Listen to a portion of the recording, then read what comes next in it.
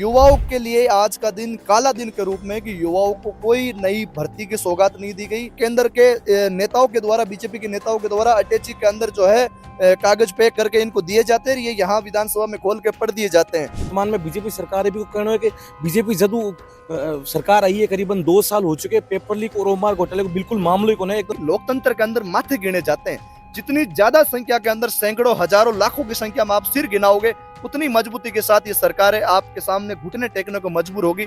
और जो लोग हनुमान बेनीवाल जी से ईर्ष्या रखते हैं, आप उनसे ईर्ष्या मत रखिए, उससे जलन मत रखिए साहब। वो व्यक्ति दिन और रात हर परिस्थिति में लड़ता है कि उनकी आशाएं उम्मीदें मर जाती जब वो हमेशा अखबारों के अंदर काली स्याही में पोती वो खबरें पढ़ते हैं कि पेपर लीक हो गया। मतलब वर्तमान सरकार को कहना कि माँ की जब भी सरकार आई है ना, शिक्षा प्रणाली में काफी ज्यादा सुधार है साहब। सुधार नहीं हुआ है, सिस्टम और ज्यादा खराब हुआ है। ये वही लोग हैं जो उन्होंने आपको सत्ता पे बिठाया है साहब। समय का चक्कर ये घूमेगा और आज आप जिस कुर्सी पे बैठे हो उस कुर्सी से नीचे उतरने में आपको वक्त भी नहीं लगेगा।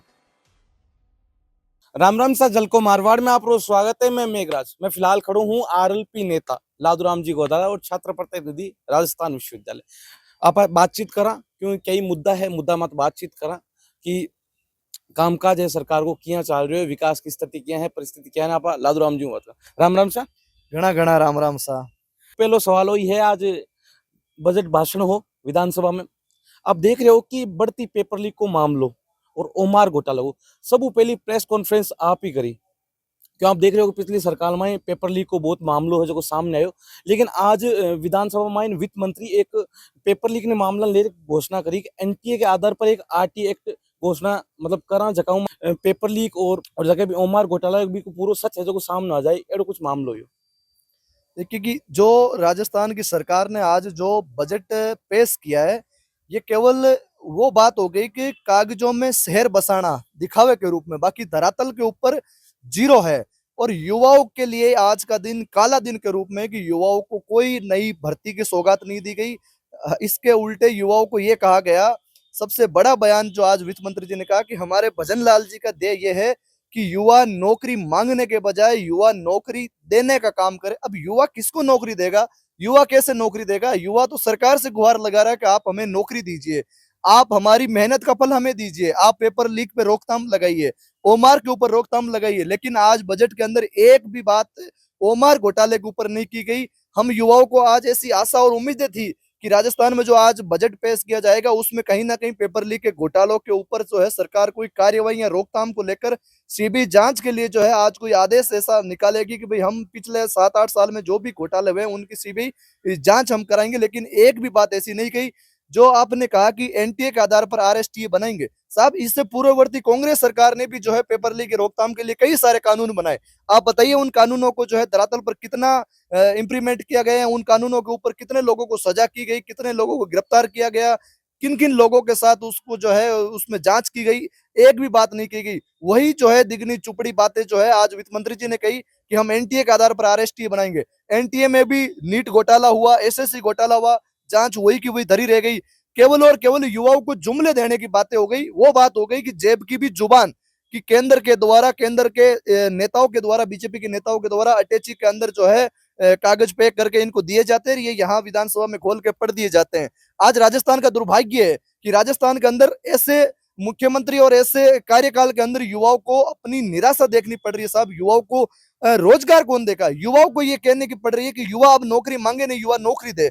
युवा किससे उम्मीद लगाएगा? ये राजस्थान का दुर्भाग्य है। राजस्थान के लिए बड़ा ही गंभीर और असमंजस की स्थिति है कि युवाओं को कुछ नहीं मिला। 0 नंबर मैं आज के इस बजट में दूंगा। एक भी युवाओं के लिए अच्छी सौगात नहीं गई। इन्होंने बड़ी बड़ी बातें की कि हम ऑनलाइन पेपर करवाएंगे, जबकि सबसे ज्यादा गड़बड़ी ऑनलाइन पेपर में होती जा रही है। एसएससी के अंदर हाल ही के अंदर सबसे बड़ा स्मैक हुआ, उसके बाद में नीट के अंदर हुआ, जेईई में हो रहा है। कितनी भर्तियां जो ऑनलाइन करवाई जा रही है उसमें गड़बड़ी घोटाला दिखा जा रहा है। जब मैं सरकार से कहना चाहूंगा कि पेपर लीक के नाम पर आप सत्ता में तो आ गए, लेकिन ये बताओ कि 2 सालों में ओमारों में कितने नंबर आपने बढ़ाए, कितने ओमार घोटालों की आपने जांच की? सीबीआई जांच क्यों नहीं करवाई सरकार? सरकार जवाबदेहिता दे सर। नहीं गोदरा साहब, एक जही वर्तमान सरकार है भी को पूर्व सरकार पर ओ कहना है कि मतलब पेपर लीक है जो कांग्रेस सरकार ही जदी पेपर लीक होता वर्तमान में बीजेपी सरकार है भी को कहना है कि बीजेपी जदू सरकार आई है करीबन 2 साल हो चुके, पेपर लीक और ओमार घोटाले को बिल्कुल मामले को नहीं एकदम परीक्षा है जो एकदम क्लियरिटी और एकदम सच्चाई हो रही है। साहब हमें आरोप प्रत्यारोप से परे रखते हुए आप सैद्धांतिक बात कीजिए, तथ्यात्मक बात कीजिए। आप जो है टेक्निकली बातें मत कीजिए। सरकार से हम ये कहना चाहते हैं कि कांग्रेस ने ये किया या कांग्रेस के नेताओं ने ये किया।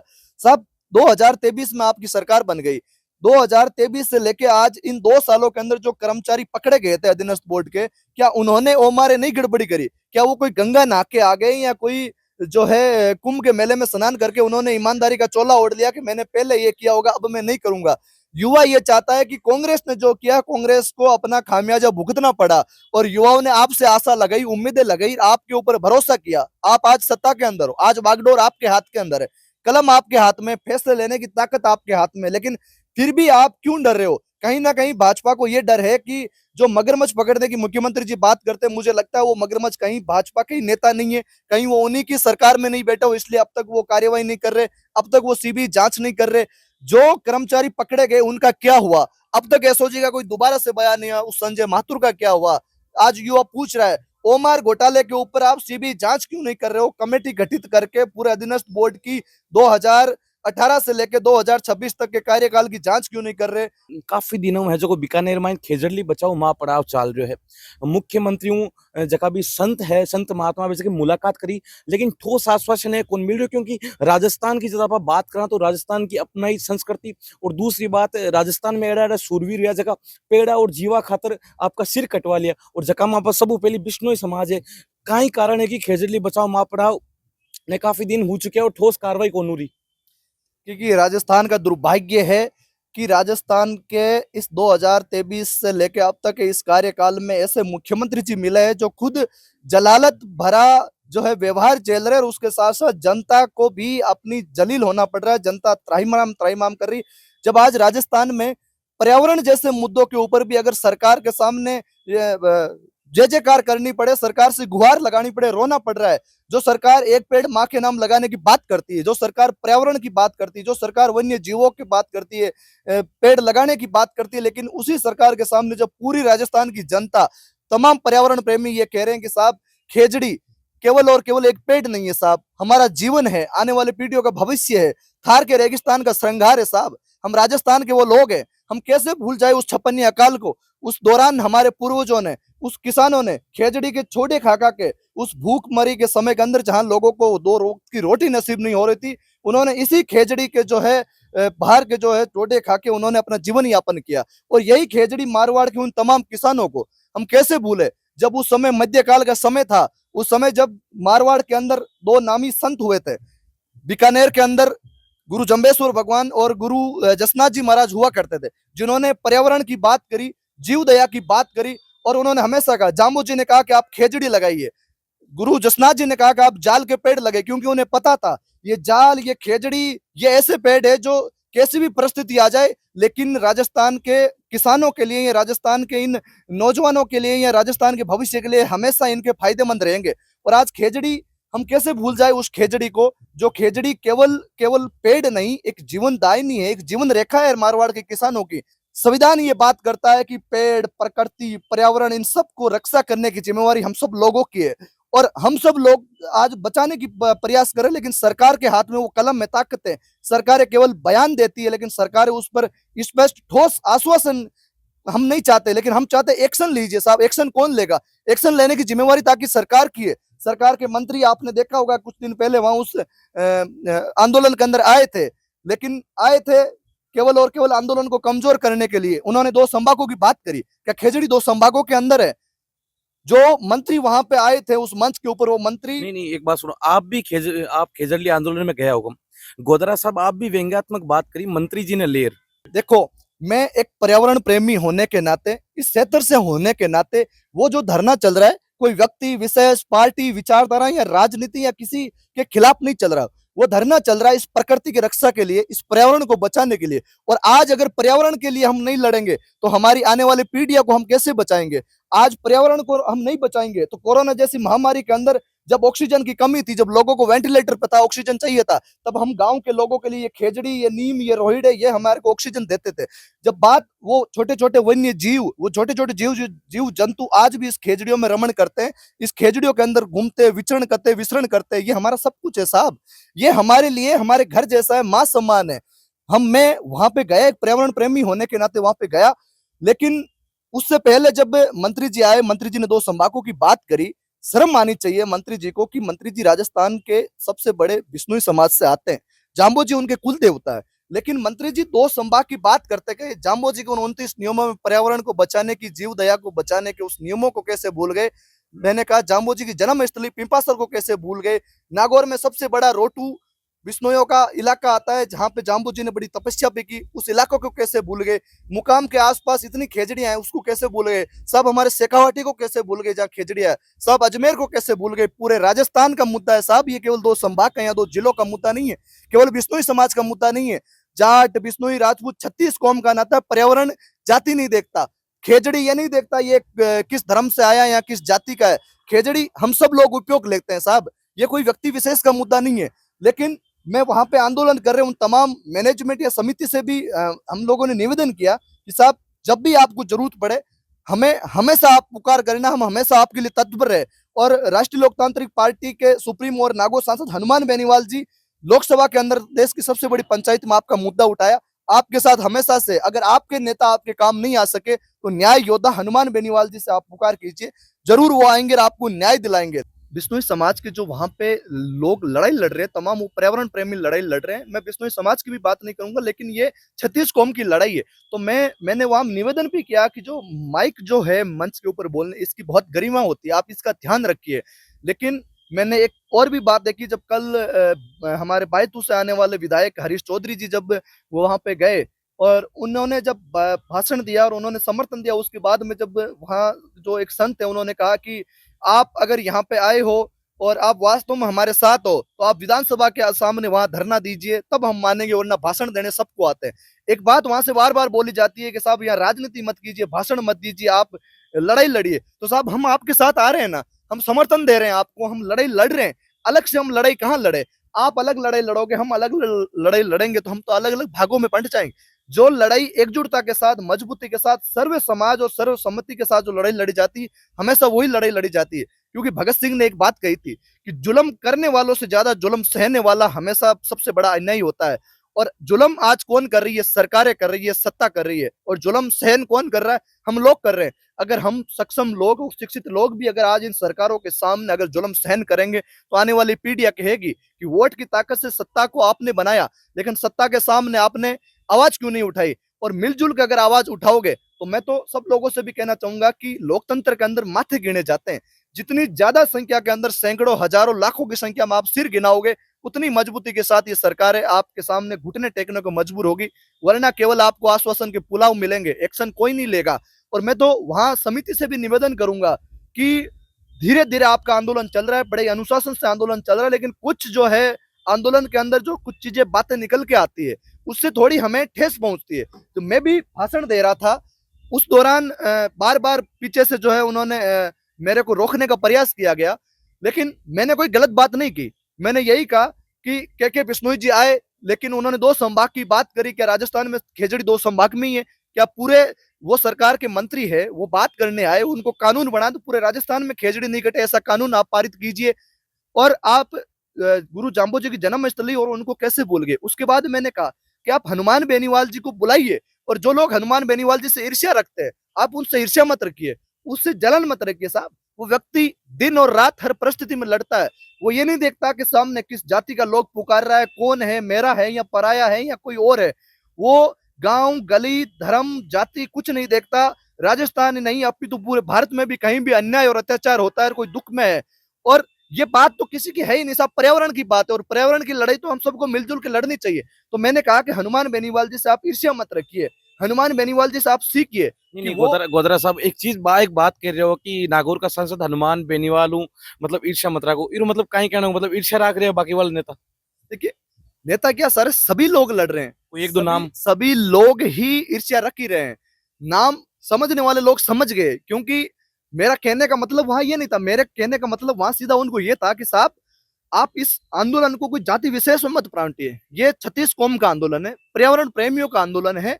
और वहां कुछ चीजें निकल के आ रही थी, तो मैंने कहा, सोशल मीडिया के माध्यम से भी मैंने देखा, मैंने कहा हनुमान बेनीवाल जी 36 कौम का नेता है, और बिश्नोई समाज से तो हमेशा उनका एहसान रहा है कि जब आरक्षण की बात आई उस समय हनुमान बेनीवाल जी ने मजबूती से उन्होंने मुद्दा उठाया था लोकसभा के अंदर। आगामी नगर निकाय और पंचायत समिति का चुनाव आ रहा है, कांग्रेस बीजेपी में आपकी कितनी टक्कर रही? टक्कर भरपूर रहेगी, क्योंकि कांग्रेस और बीजेपी ने दोनों, एक सांपनाथ एक नाथनाथ, दोनों ने मिलकर लूटने को काम किया साहब। आज राजस्थान रो रहा है। सबसे बड़ा, आज अगर कोई कुंठित है, अगर आज कोई पीड़ित है और कोई ऐसा ही सहन कर रहा है इस राजस्थान के अंदर, वो युवा सहन कर रहा है, किसान कौम सहन कर रही है। एक युवा साहब इस देश का भविष्य है, एक घर का चिराग है, उस घर की छत होती है एक युवा। जब वो उम्मीदें लेकर, आशा लेकर, जब गांव से उस अंतिम छोर की ढाणी से निकलकर जब वो शहर में तैयारी करने जाता है, कॉलेज विश्वविद्यालय में पढ़ने जाता है, उसके माता पिता, एक वो माँ जो चूल्हे के किनारे बैठ के हमेशा ये उम्मीद लगाती है कि कब मेरा बच्चा बड़ी नौकरी हासिल करके आएगा और हमारे घर का चिराग बनेगा, या हमारे घर में चूल्हे की रोशनी और ज्यादा बढ़ेगी। एक वो पिता हमेशा जो है अपनी उस सुखी सी बनियान के अंदर खेत में पाइप फोड़ते हुए, खेत में फावड़ा लेके उस फसल की रक्षा करते, हमेशा ये सोचता है पसीना पहुंचते हुए कि मेरा बेटा अब नौकरी लग के आएगा और कहीं ना कहीं मुझे आराम मिलेगा, और गर्व से मैं कहीं कहूंगा कि मेरे बच्चे ने मेहनत करके ये मुकाम हासिल किया। लेकिन आज उनको रोना पड़ रहा है, क्योंकि उनकी आशाएं उम्मीदें मर जाती जब वो हमेशा अखबारों के अंदर काली स्याही में पोती वो खबरें पढ़ते हैं कि पेपर लीक हो गया। साहब पेपर लीक का दर्द अभी मिटा ही नहीं था, उससे पहले ये ओमार का सबसे बड़ा घोटाला और निकल के आ गया। पेपर लीक के ऊपर बनी ये भाजपा की सरकार आज बातें करती कांग्रेस ने ये किया। साहब आपने क्या किया, जवाब दीजिए ना साहब, युवा रो रहा है ना साहब। करीबन 2 साल हो चुके हैं, मतलब वर्तमान सरकार को कहना होगा, माँ की जब भी सरकार आई है ना, शिक्षा प्रणाली में काफी ज्यादा सुधार है। साहब सुधार नहीं हुआ है, सिस्टम और ज्यादा खराब हुआ है, क्योंकि कांग्रेस के राज में जो पेपर लीक हुआ था, अब तो ये हुआ है कि साहब सिस्टम की पूरी प्रक्रिया ही इन्होंने निष्पक्ष नहीं रखी है, पूरी सिस्टम की चयन प्रक्रिया को इन्होंने ध्वस्त कर दिया है। क्योंकि यहाँ ये तय नहीं किया जा रहा कि कौन किसका कब क्या होगा, क्योंकि बैकडोर से उमारे भरी जा रही है साहब। गांव गांव युवा रो रहे हैं।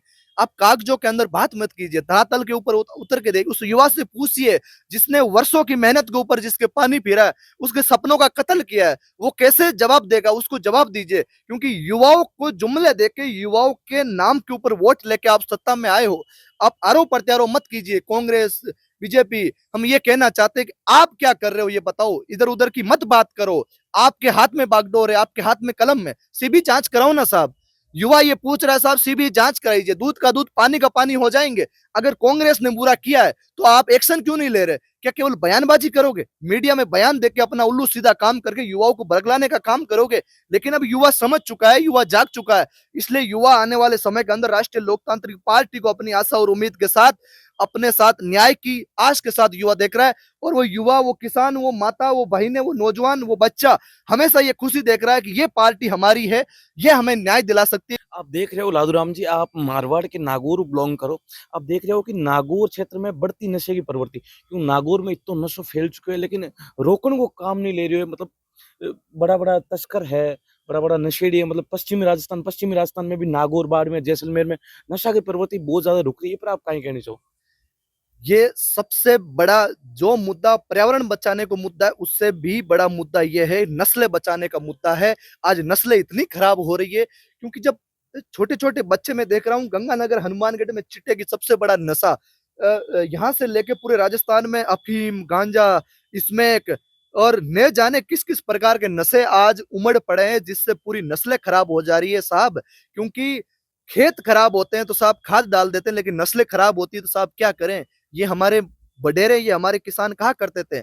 लेकिन मैं उन तमाम नौजवानों से भी कहना चाहता हूं कि इस नशे की प्रवृत्ति से दूर हटिए। और मैं उन नशे करने वाले परिवार से और उनमें तमाम सामाजिक ओहदे पे बैठे लोगों से भी मैं ये गुहार कर रहा हूं कि एडवर्टाइजमेंट से परे हटते हुए ग्राउंड लेवल पर इंप्लीमेंट कीजिए, ऐसे कैंपेनिंग कीजिए, ऐसा सिस्टम आप लेके आइए ताकि आप लोगों को कैंपेनिंग करके नशे से दूर कर सको। आज बजट में वित्त मंत्री जी ने यह कहा कि हम मानसिक रोगियों की जांच करके और एक मेंटली डिस्टर्ब लोगों के लिए हम जिला स्तर पर कैंपेनिंग करेंगे। हमें ये लग रहा है कि सबसे पहले इस मुद्दे की या इस मानसिक रोगियों की जांच करने की बीमारी भाजपा के ही नेताओं की, क्योंकि सबसे ज्यादा तो परेशान वही लग रहे हैं मुझे आज के राजस्थान में अगर कोई है तो। ये तो राजस्थान का दुर्भाग्य है कि ऐसे तो ये लेके आ रहे हैं सिस्टम।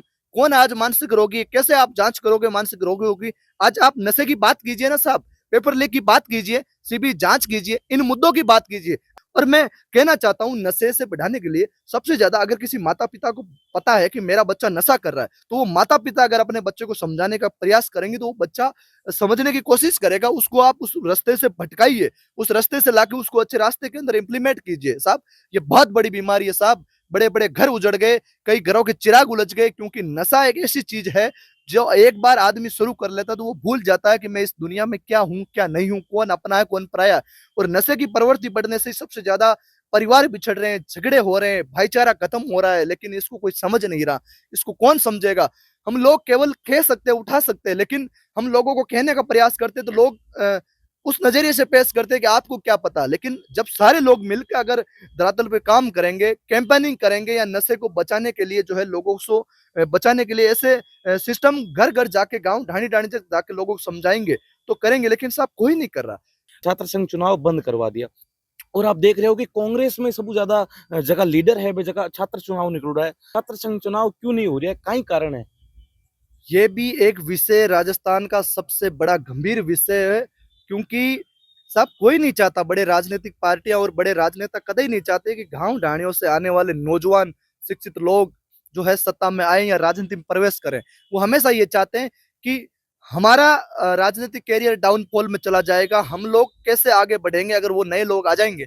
लेकिन ये राजस्थान का दुर्भाग्य है, ये लोकतंत्र की आत्मा के ऊपर प्रहार है साहब। लोकतंत्र की जड़ों के ऊपर जो है ये सीधा सीधा जो है प्रत्यारोप है, क्योंकि साहब संविधान ने हमें ताकत दी है कि लोकतंत्र के अंदर मजबूती के साथ हर जगह चुनाव प्रक्रिया होनी चाहिए, क्योंकि भागीदारी और अपनी सुनिश्चितता करना सबको अधिकार है। आज गांव ढाणी से आने वाला वो नौजवान जब कॉलेज और विश्वविद्यालय में पढ़ने जाता है और उसके साथ जब वो घटनाएं होती है, उसके साथ जब वो दर्द होता है या उसको जो है बार बार चक्कर लगाए जाते हैं, कभी फोरम के नाम पर, डिग्री के नाम पर, या परेशान किया जाता है, तो उन्हीं नौजवानों में से, गांव ढाणियों के नौजवानों में से कोई एक हौसला करता है, हिम्मत करता है, अग्रिम पंक्ति में आके वो लड़ता है, वो हिम्मत करता है। और उसके पीछे नौजवान भी, छात्र भी ये करते हैं कि कोई मेरा प्रतिनिधित्व कर रहा है, उससे उम्मीद लगाते हैं, आशा लगाते हैं। क्योंकि सिस्टम जो कॉलेज और यूनिवर्सिटी का जो सिस्टम है ना साहब, ये सत्ता में बैठे लोग और ये सब लोग पैसे कमाने के लिए इतना सिस्टम सड़ा हुआ सिस्टम है, मैं क्या कहूँ आपको। लेकिन छात्र राजनीति के ऊपर धब्बा लगाना या छात्र राजनीति को खत्म करना, ये सरकारों में बैठे लोगों का ही सीधा सीधा षड्यंत्र है। आप देख रहे हो कि नागौर में अड़ाई पंचायत समिति मुख्यालय बनाने खातर करीबन 57 दिन हो चुका है और आप देख रहे हो जक्का भी जतन करना है ना, आप कर लिया, लेकिन कारण का है कि सरकारी मामला संज्ञान क्यों कौन ले रही, क्योंकि नागौर में सबू बड़ो धरनो है वो। ये साहब पंचायती राज का असली मतलब भी ये होता है कि जनता के लिए, जनता के द्वारा, जनता का नेता और जनता के हित में। और आज दुर्भाग्य है कि जन भावनाओं को दरकिनार करके, जनमानस के बिना अनुरूप सत्ता की हनक के ऊपर धना सेठों और पूंजीपति और सत्ताधारी लोगों की आड़ में आके जनता के ऊपर एक ऐसा फैसला थोप दिया जो भौगोलिक, सामाजिक और प्रशासनिक हर दृष्टि से गलत है। और उसको लेके लगभग आज 2 महीने हो गए। मैं तो धन्यवाद देना चाहूंगा आज इन तमाम 24 पंचायतों के किसान, नौजवान सहित पूरे राजस्थान के उन तमाम लोगों को जिन्होंने इस लड़ाई में, इस आंदोलन में हमें मजबूती प्रदान करने का काम किया। और मैं तो उन किसानों को धन्यवाद देना चाहूंगा जिन्होंने इस लड़ाई के अंदर अग्रिम पंक्ति में आके लोकतंत्र को ध्यान में रखते हुए गांधीवादी और शांतिप्रिय तरीके से इन्होंने लड़ाई लड़ने का कार्य किया। क्योंकि साहब गांव के भोले भाले लोग हैं और क्योंकि ये लड़ाई छोटी नहीं है साहब, सरकार से सीधा टकराव है, हम सरकार से लड़ रहे हैं। सरकारों के हाथ में ताकत होती है। गांव के भोले भाले लोग क्या करें, किसान है, समझते नहीं है। ये चाहते हैं कि भाई हम सरकारों से गुहार करेंगे, न्याय दिलेंगे। लेकिन आज 2 महीने हो गए, हमने निवेदन किया, जतन किया, प्रयत्न किया, विलाप किया, हर परिस्थिति के अंदर हर तरीके अपना के देख लिए, लेकिन कुछ नहीं मिला आश्वासन के अलावा। हम चाहते हैं कि सरकार जवाब दे साहब, सरकार कार्यवाही कीजिए, इन किसानों के साथ आप अत्याचार मत कीजिए। ये वही लोग हैं जो उन्होंने आपको सत्ता पे बिठाया है साहब। समय का चक्कर ये घूमेगा और आज आप जिस कुर्सी पे बैठे हो उस कुर्सी से नीचे उतरने में आपको वक्त भी नहीं लगेगा। ये आज का वक्त भी बीत जाएगा, कल का नया दौर आएगा, नए लोग आएंगे, हम हमारे नए लोगों को जो है वहां पे बिठाएंगे जो हमारा साथ देंगे। और हमें पूर्ण विश्वास है कि अगर सरकार ने समय रहते फैसला नहीं लिया तो सरकार को खामियाजा भुगतना पड़ेगा, सरकार को मुंह की खानी पड़ेगी जब हम चुनावों का बहिष्कार करेंगे।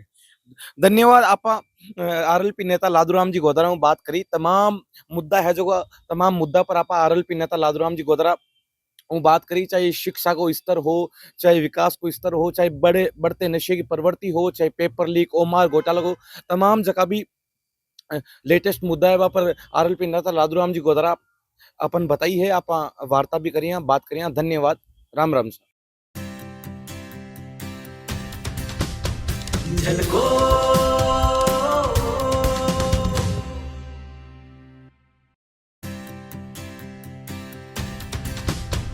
झलको